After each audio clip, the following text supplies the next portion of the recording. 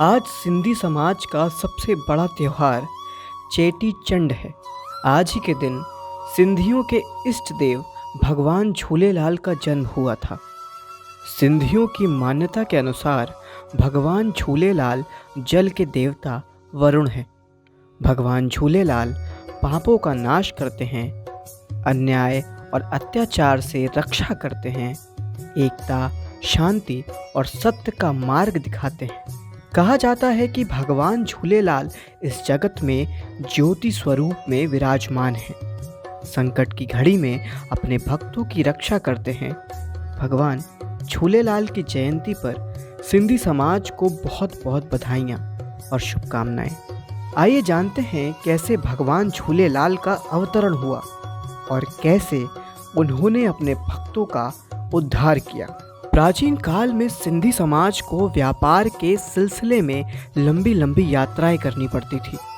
ये यात्राएं जलमार्ग से हुआ करती थी। सिंधी समुदाय व्यापार के लिए जलमार्ग से जाता तो स्त्रियां उनके सकुशल लौटने के लिए जल देवता से प्रार्थना करती थीं। घर के पुरुष सकुशल लौट आए तो भंडारे का आयोजन किया जाता था। यह परंपरा सदियों से चली आ रही है। 10वीं शताब्दी में सिंध के क्रूर शासक मिरक शाह के अत्याचारों से त्रस्त जनता ने 40 दिन तक कठिन तपस्या की। वरुण देव के वरदान के चैत्र शुक्ल द्वितीय संवत 1007 को नसरपुर के ठाकुर भाई रतन राय के घर माता देवकी के गर्भ से एक तेज पुंज बालक ने जन्म लिया।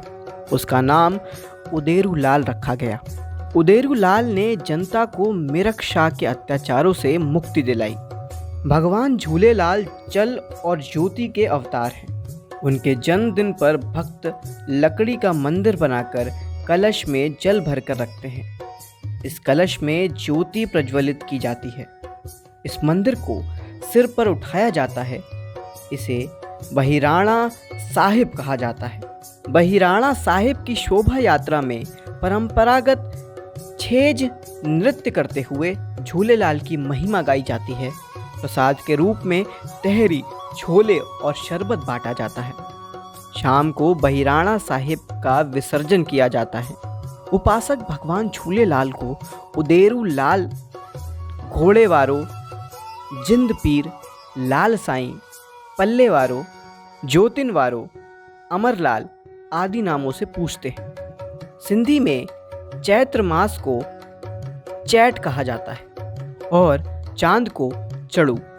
इसीलिए चेटी चंड का अर्थ होता है चैत्र का चांद।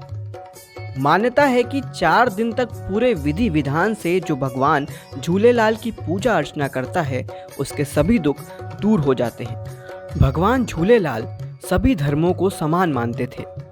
उनका कहना था ईश्वर और अल्लाह एक हैं। वे ऊंच नीच, अमीर गरीब और जात पात के विरोधी थे।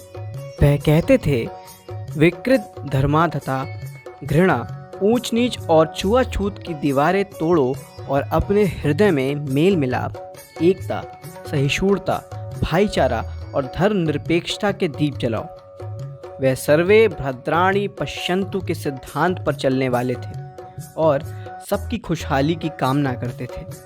वे समस्त विश्व को एक परिवार मानते थे। वे कहा करते थे सारी सृष्टि एक है, हम सब एक परिवार हैं।